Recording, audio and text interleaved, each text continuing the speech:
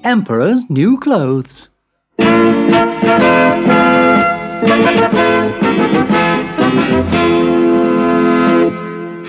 The Emperor has to be told, cried the Chancellor. There's no money left in the Exchequer. He's spent it all on clothes.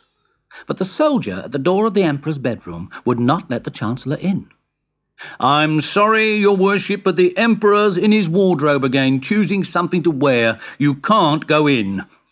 Then the door burst open, and the Emperor appeared, followed by the Prime Minister. I tell you, I can't see anyone today. I haven't got a thing to wear. Oh, Chancellor, there you are. Put the taxes up another 10%. I must have another suit. But you already have so many clothes, Your Majesty, and I can't raise income tax again. The people can't pay any more money. I don't care, said the Emperor. I want another one. I'm the Emperor. I can have what I want. Nobody could argue with that. So, when 2 foreigners arrived that day at the palace gates, saying they were tailors, they were allowed to see the Emperor. The tailors said that they made the finest clothes from the most gorgeous and delicate cloth in the whole world. Where is this cloth? Let me see it. I want to see it, the Emperor demanded. We haven't woven it yet, said one of the tailors. You supply the materials, a loom, a large, bright loom, and we'll get weaving. We only supply the skill, and, of course, the magic. Magic? Magic? What magic? Said the excited Emperor. No one mean or stupid, no one unfit for their job, no one unworthy of their place in the royal household will be able to see the cloth we weave. Really? Cried the Emperor. Amazing! Wonderful! Begin right away. I'll wear them tomorrow for the big parade through the city. Chancellor, give these men everything they need. And he strode back upstairs to his dressing room. The tailors were taken to a big, comfortable room in the palace and left to start work on the large loom. But all they did was sit down and put their feet up on the royal chairs. And when the materials were brought, silk and mohair and pearls and cloth of gold, they hid them out of sight. The Emperor sat in his throne room thinking about the wonderful cloth being woven downstairs. Suddenly he grinned wickedly. I'll use this chance to find out if any of my ministers are mean or stupid or unfit for their jobs. And so he sent for the Chancellor. Ask how soon it'll be ready, then come back and tell me how it looks. Of course, you may not see anything at all. So the Chancellor knocked on the sewing room door, and one of the tailors opened it. Oh, come in, Chancellor, come in. As you can see, it's almost finished. In the centre of the room stood the big weaving loom, completely empty. The Chancellor just stared at it. What, he thought, am I stupid or mean? Am I unfit for my job? I can't see anything.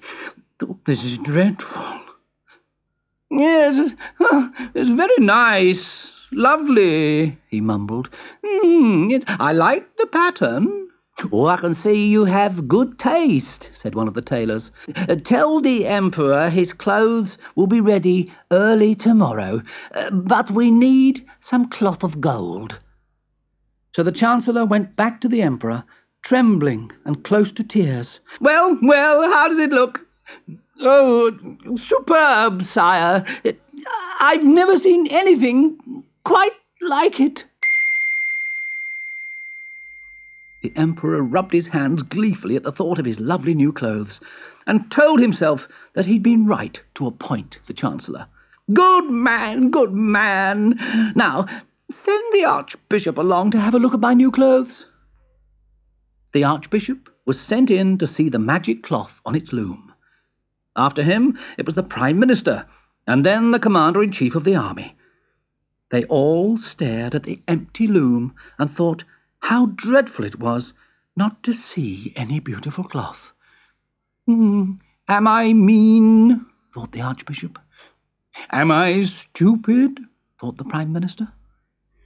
Am I the wrong man to be in charge of the army? Thought the Commander-in-Chief. And to hide their doubts, they all threw up their hands and admired the cloth. I particularly like the fringe, said the Archbishop. What unusual colours, said the Prime Minister. Yes, excellent, first class, said the Commander-in-Chief. They all trooped upstairs to tell the Emperor how wonderful the cloth was, and then the Emperor went down to be fitted for his new clothes. But as he entered the room, he was suddenly gripped by fear. Oh, my goodness! I can't see a stitch of cloth. Am I more mean or stupid than all my ministers put together? Or am I not fit to be emperor? Nobody must know I can't see the magic cloth. What did you think of it, Your Majesty? Asked the tailors, busily unrolling tape measures. Oh, splendid! Yes, quite splendid, he stuttered unhappily. And they pretended to measure the emperor, undressing him right down to his underwear and fitting the loose cloth. He stood royally in front of the mirror. Well, they think I'm dressed, he thought, so I must be. Feel the quality, said one tailor. It's all fully lined, you know, said the other. We'll work all night to make them a perfect fit.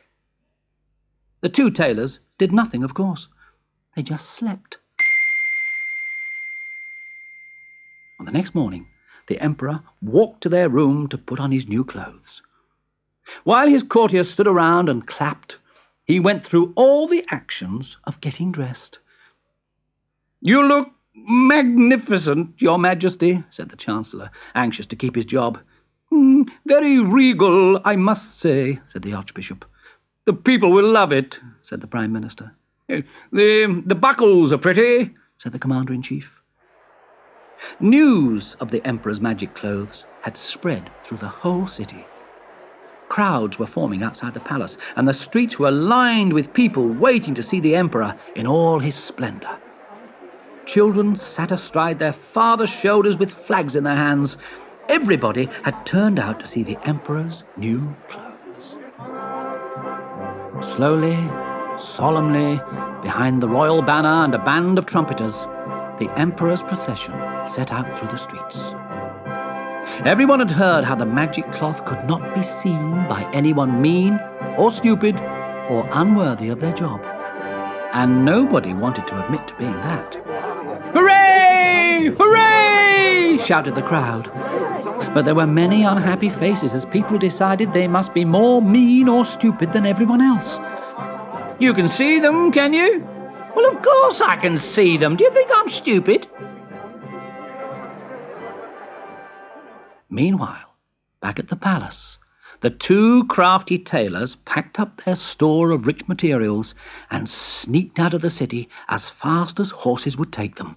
Bowing to right and left, the Emperor wished that the magic cloth was not so beautifully light. He was bitterly cold.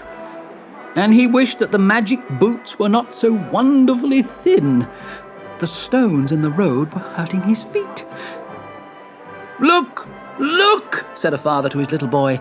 The Emperor's coming! Which one is he, Daddy? The one in the wonderful clothes. But he isn't wearing anything, Daddy. Look, he's shivering.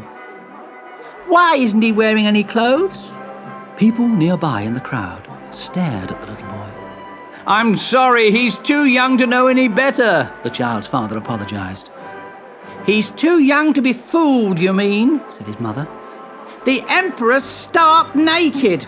Someone is making a fool of the Emperor and of us. One by one, the crowd realized that the person to either side could no more see the new clothes than they could. Can you see them? Of course I can't. Do you think I'm stupid? The Emperor's stark naked, they shouted. The Emperor's dressed in nothing at all. The Emperor blushed with embarrassment. He had been fooled by the tailors, and now here he was, parading in front of all the people without a stitch of clothing. The poor emperor turned and fled back to the palace, and never again did he waste money on new clothes.